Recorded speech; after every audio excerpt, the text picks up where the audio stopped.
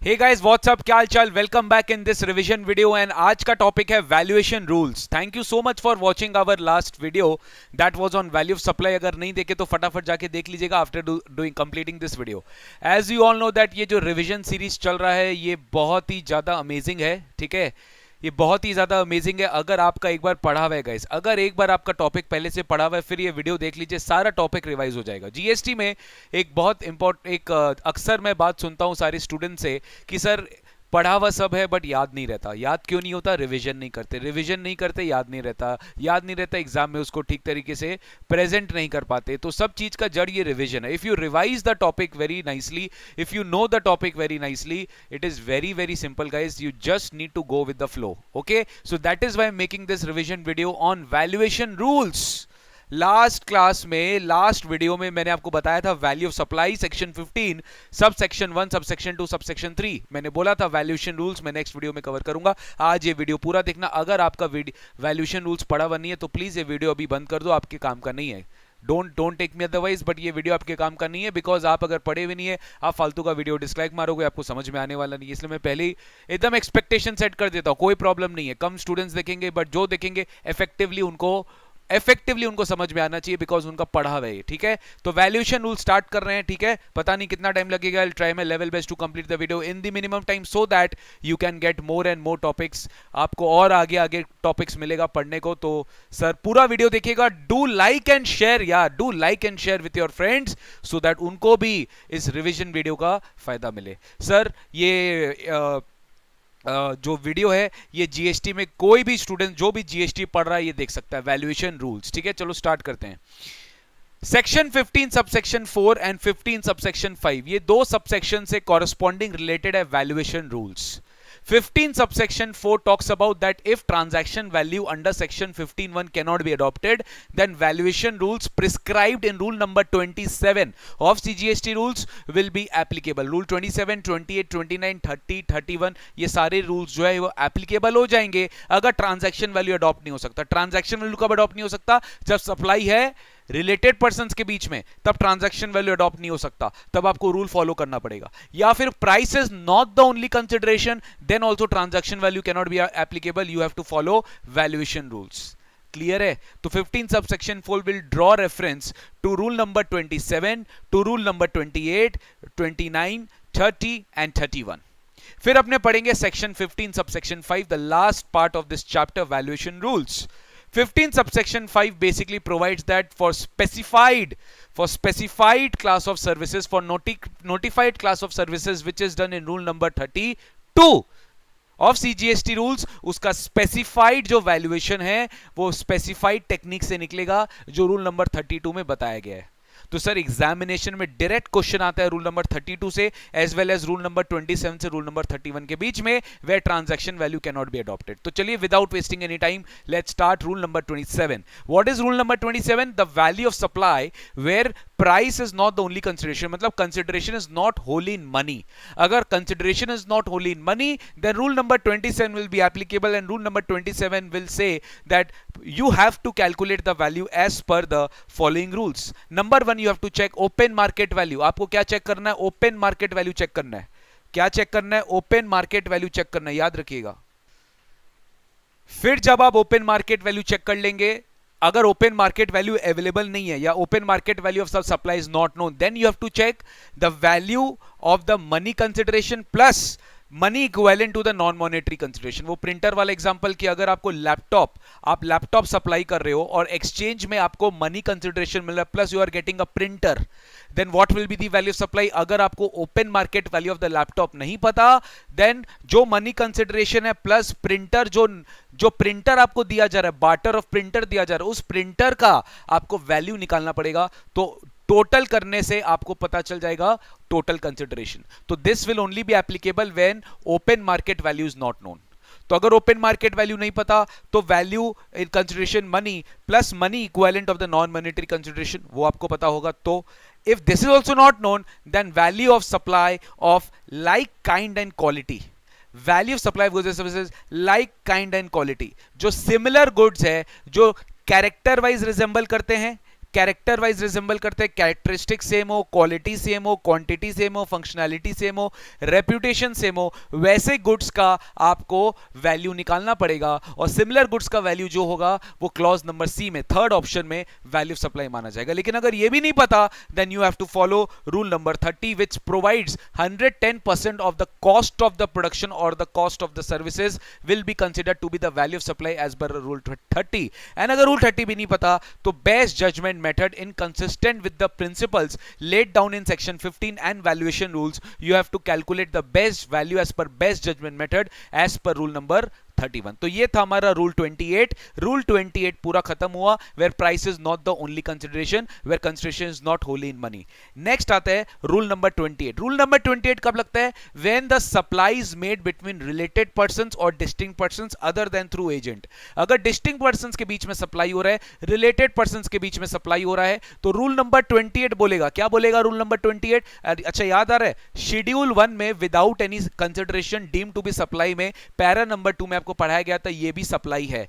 तो वैल्यूएशन कैसे निकलेगा? रूल नंबर 28 के हिसाब से कि लाइक काइंड एंड क्वालिटी के जो गुड्स डिस्टिंक्ट पर्संस और रिलेटेड पर्संस के बीच में कोई गुड्स या सर्विस सप्लाई हो रहा है अदर देन थ्रू एजेंट, तो you have to calculate value as per rule number 28। And rule number 28 भी क्या बोलेगा सर? पहला पैरामीटर है ओपन मार्केट वैल्यू, पहला पैरामीटर है ओपन मार्केट वैल्यू, दूसरा पैरामीटर है अगर ओपन मार्केट वैल्यू नहीं पता तो like kind and quality similar goods की वैल्यू, और अगर वो भी नहीं पता तो cost based valuation method rule number 30 can be followed, और rule number 31 the best judgment method. इसमें एक इंपॉर्टेंट पॉइंट और है sir, if recipient is eligible to claim full input tax credit, अगर recipient is eligible to claim full input tax credit then whatever value is declared in the invoice by the supplier will be considered to be the open market value. याद रखिएगा, अगर recipient है ITC के लिए पूरा eligible then supplier का जो invoice value है that will be considered to be the open market value. Sir इसमें और एक पैरामीटर है but that is optional, that is totally optional at the option of the supplier. It is applicable that if goods are intended to be supplied as such, if goods are intended to be supplied as such by the recipient, जैसे मान लो मैं हूं supplier, आप मेरे related person या distinct person और recipient, ठीक है, हम लोग के बीच में जो सप्लाई होगा उसका रूल 28 का वैल्यूएशन होगा। अब हम लोग के बीच में जो सप्लाई होगा ना उसका वैल्यू क्या होगा? The value eight which the recipient ने, मतलब आप फर्दर अपने अनरिलेटेड पर्सन को, जहां पे price is the sole consideration, आप जिस भी वैल्यू पे सप्लाई कर रहे हो उसका 90% वैल्यू मैं ले लूंगा। This is an optional method and this is only applicable when the goods are supplied by the recipient as such मतलब without making any modifications, without any minor processing, as such अगर supply हो रहा है तो मैं 90% भी ले सकता हूं of the value which you are charging of similar goods to your unrelated customer where price is the sole consideration. So this is rule number 28, but again I tell you ये जो optional method of valuation है ये optional है, ये compulsory नहीं है, ये compulsory नहीं है, optional आप चाहो तो ले सकते हो, it's not mandatory।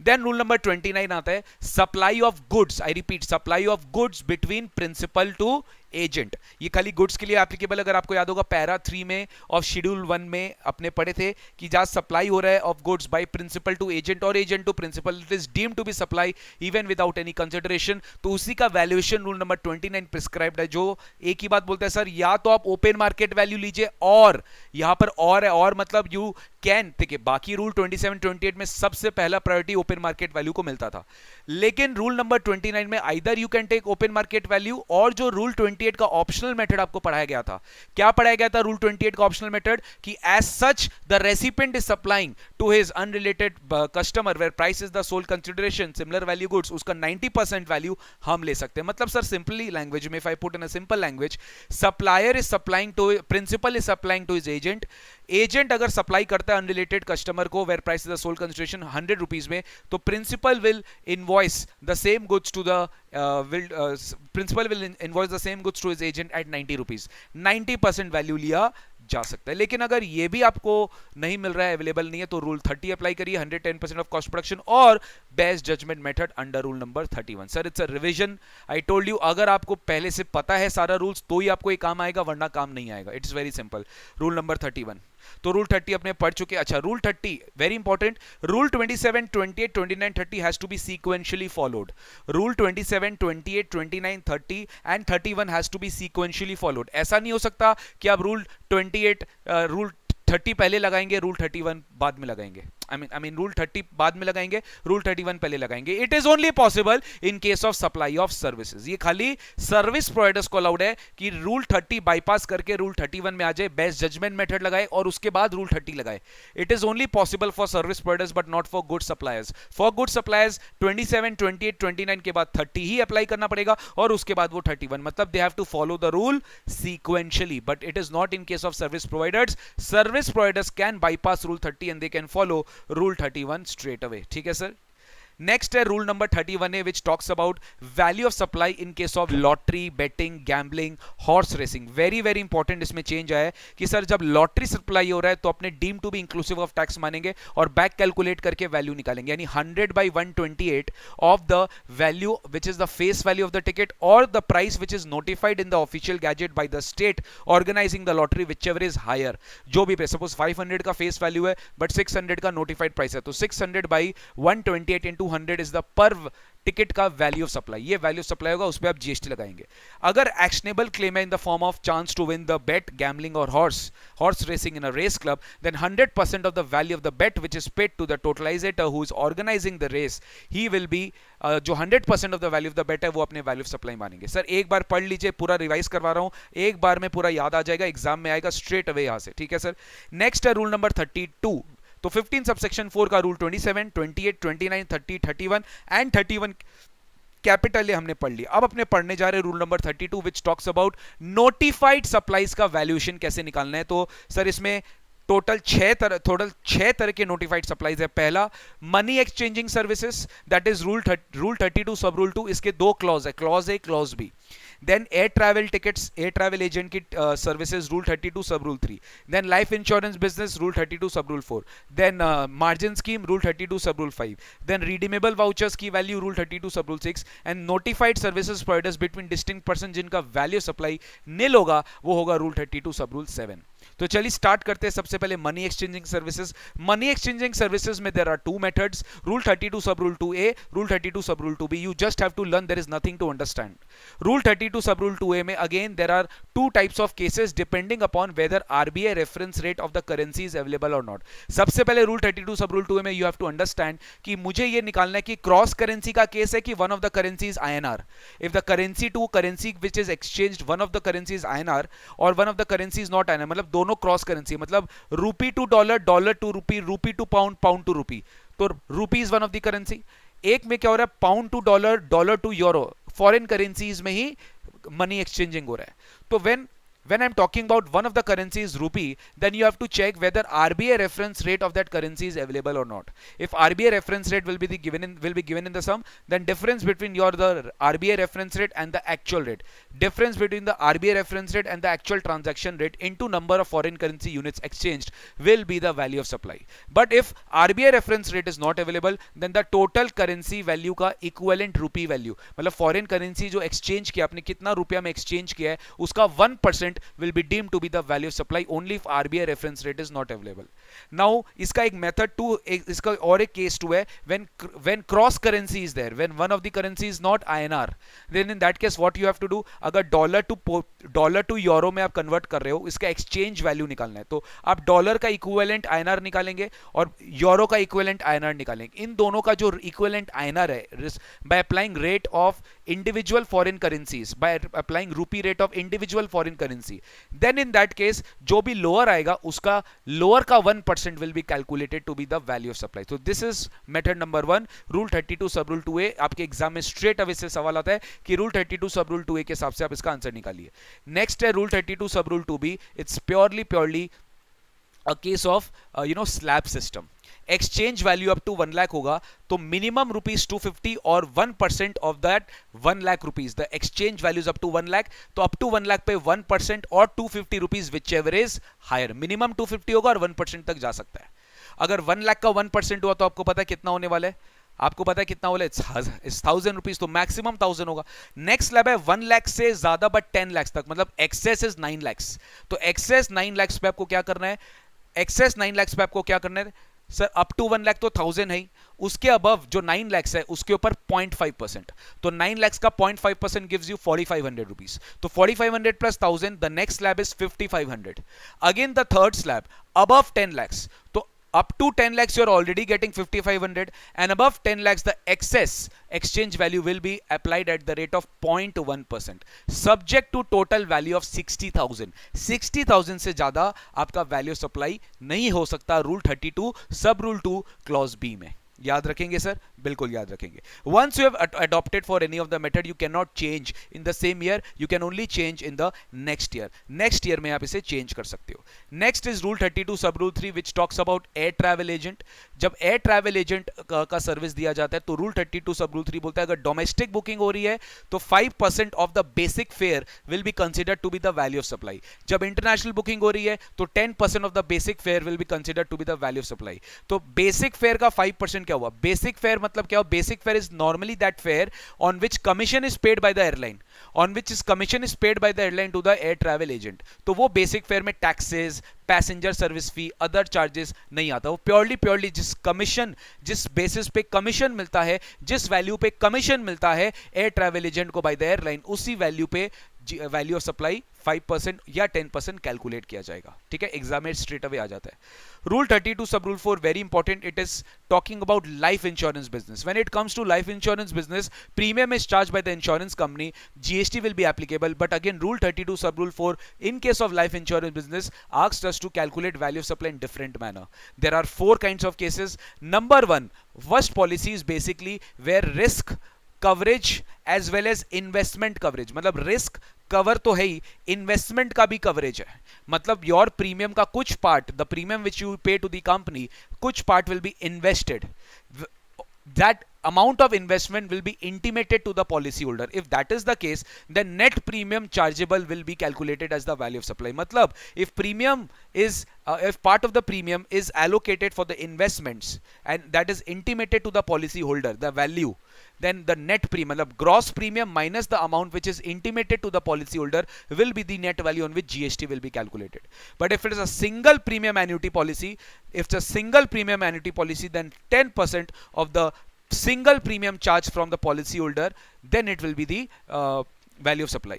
Okay, policy where there is only risk cover, no investment, then the total premium will be the value of supply. And all other cases में 25% premium for the first year and balance subsequent year के लिए 12.5% will be the value of supply. Sir, this is only has to be learned. इसका और कोई option आपके पास नहीं, और इससे डायरेक्ट क्वेश्चन भी एग्जाम में आ जाता है रूल 32 सब रूल 4 से। नेक्स्ट है margin scheme, rule 32 sub rule 5। Margin scheme basically talks about that depending upon whether the fact that you are, suppose you are in dealer of a second hand goods, आप second hand goods में deal कर रहे हो।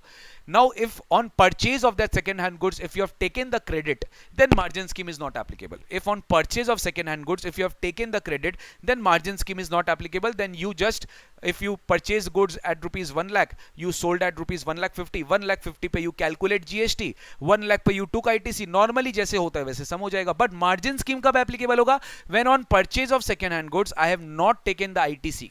I have not taken the ITC. So if I am adding a 20% margin and I'm selling that second hand goods by adding a 20% margin, so margin scheme will say you don't have to pay GST on the entire value. You just have to pay the GST on the margin scheme if you have not taken the input tax credit. Matlab sir, if you purchase a asset at rupees 10 lakhs and you sold that asset as sold that second hand goods at rupees 15 lakhs, तो 5 lakh का margin है, 5 lakh पे you pay GST, provided 10 lakh पे आप ITC नहीं लियो। Of course you cannot take ITC, you cannot take multiple benefits, because you are paying GST on the margin value.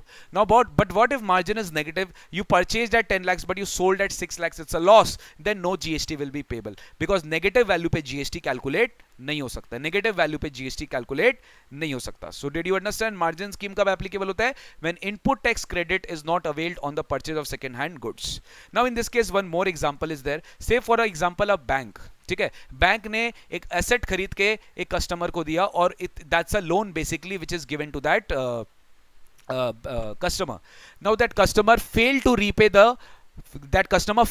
repay back the loan amount to the lender, that is the bank. तो bank क्या करेगा? Repossess कर लेगा वो goods, वो repossess कर लेगा वो asset from the defaulting borrower, तो sir in this case bank के हाथ में परचेज वैल्यू क्या होगा? बैंक के हाथ में परचेज वैल्यू होगा the price which is in the hands of the borrower minus 5% input tax credit for per quarter or part thereof from the date when the bank is purchasing till the date when the bank is making the sale of that goods which has been repossessed. ठीक है, तो sir ये जो difference होगा date का, इसका 5% पर quarter bank का परचेज वैल्यू क्या होगा, माइनस किया जाएगा in case bank is basically purchasing that goods in consideration of defaulting borrower not paying the loan to the bank.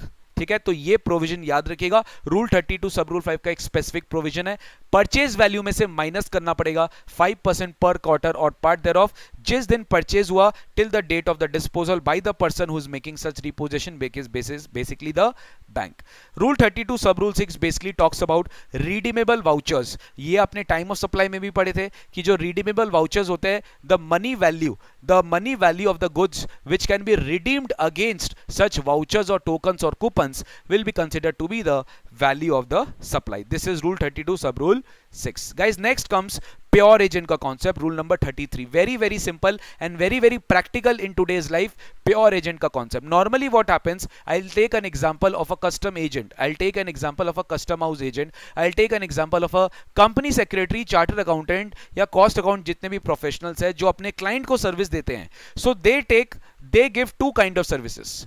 One is their own service which they provide on their own account, but there are some other expenses which that service provider is incurring as a pure agent on the behalf of service recipient, something which is basically billed to the recipient on cost to cost basis. Custom house agent अपना brokerage commission लेता है, but साथ ही साथ अपने recipient अपने client के behalf में he also pays port charges, he also pays custom duty, he also pays some other charges which should be paid by the client, which should be paid by the recipient, but I am paying and I am recovering cost to cost from my service recipient. So service provider act as a pure agent, and if service provider is acting as a pure agent and if it is charging that much amount in a pure reimbursable format, that will not be included in the value of supply और उस पे GST charge नहीं होगा. तो rule 33 basically tells about pure agent. Rule 33 tells about pure agent. If it's a pure agent, if I am incurring any expenditure on behalf of my recipient, I should have a contract. I should not charge profit to him on that part.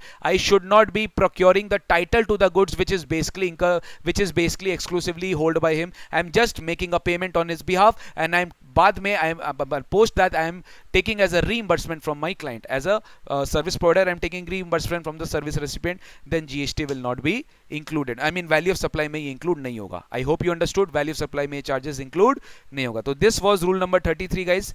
ठीक है, rule number 33 के बाद आता है rule number 34 which talks about that if in case of value supply is in foreign currency, then how will you convert into INR? In case of goods, you will take the value which is taken by the CBIC for the purpose of Customs Act. For the purpose of Customs Act, exchange rate notify किया जाता है. तो जो exchange rate Customs Act में notify किया जाता है, goods अगर foreign currency में, तो as per rule 34 you have to convert into INR taking the CBIC का exchange rate, not taking RBI का rate. But in case of services, you will take the rate which is determined as per generally accepted accounting principles, which is prevalent on the date of time of supply. वैसे Customs Act में भी जो date होगा जिस दिन time of supply होगा, because GST liability is on the date of time of supply. तो इसलिए सर value of goods निकालने के लिए अगर वो फॉरेन करेंसी में, तो you have to take the rate on the date of time of supply which is relevant as per customs act. याद रखेंगे. And lastly section rule number 35 which is the end last part of the valuation rule which basically provides that if sir value of supply where the value supply is including taxes, means you have to calculate the value using the back calculation method. Suppose 100 rupees में आपने बोला, मैंने आपको charge किया, but उसमें GST included है, तो how will you take the value of supply का calculation? As per rule 35, if the rate of the tax on that goods is 18%, तो 100 divided by 118 into 100. So that will give you what? Back calculation method जो अपने mathematics में पढ़ते आ रहे हैं, और tax amount अब अलग से निकालेंगे, वैल्यू ऑफ सप्लाई अलग से निकालेंगे. So easy guys, so easy. It's very simple. With this we complete valuation rule, and I'm sure that you understood, and I'm sure that you understood the concept after 15.1, 15.2, 15.3 जो last class में video में पढ़ा, फटाफट उसको देख लीजिएगा, ठीक है, और कमेंट करके बताइएगा कैसा लगा वीडियो. एंड 15 सबसेक्शन 3, 4 एंड 5 आज अपने पढ़ लिए red with rule 27, 28, 29, 30, 31, 31A, 32, 33, 34, 35. End of valuation rule. आज अपने वैल्यूएशन रूल पढ़ ली, लेकिन ये खाली उन स्टूडेंट्स को समझ में आएगा जो अपना एक बार क्लास कर चुके हैं. उनको एक रिवीजन चाहिए, एक प्रॉपर गाइडेंस चाहिए, एक प्रॉपर फ्लो चाहिए कि एक बार में सब प्रोविजन फटाफट फटाफट फटाफट करके कोई बोलते रहे और आपके दिमाग में फटाफट फटाफट करके रिकॉल आते रह गए. ठीक है, thank you so much for watching this video, I hope you enjoyed this video. Do share with your friends guys, do share with your friends जो भी अभी एग्जाम्स दे रहे हैं, ठीक है, जो भी अभी एग्जाम्स दे रहे हैं, do share with your friends, definitely दे like this video. Thank you so much guys, take care, God bless you, bye bye bye bye and take care. Do not forget to subscribe to our channel, do not forget to press the bell icon button if you want to receive such kind of videos, definitely you will get, but उसके लिए आपको bell icon button दबाना पड़ेगा और YouTube channel subscribe करना पड़ेगा। Thank you so much guys, love you all, take care, God.